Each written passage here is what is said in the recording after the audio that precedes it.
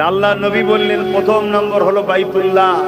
মসজিদে যখন কেউ গিয়ে বসে আল্লাহ তাদের উপরে খুশি হয়। জোরে বলুন সুবহানাল্লাহ। হে আমার যুবকরা, দুনিয়া সবাইকে খুশি করার জন্য বসলেন, দুনিয়ার জন্য খুশি করার জন্য বসলেন, আপনার ভালোবাসার মানুষের জন্য ঘন্টার পর ঘন্টা, রাত দুপুর রোদ বলে কিছু নয়, সেখানে বসে কাটালেন।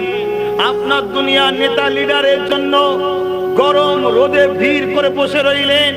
হয়তো একটা বিরিয়ানি কি 100-200 টাকা সাইকেল পাবেন, তার জন্য আপনি বসে রয়ে গেলেন। আর যিনি আপনার সৃষ্টিকর্তা, সেই আল্লাহর খুশির জন্য কখনো মসজিদে গিয়ে বসতে পারলেন না।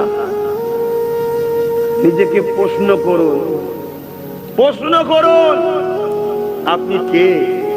আপনার এই কর্মকাণ্ডটা কি করা ঠিক হচ্ছে? ভেবে দেখুন।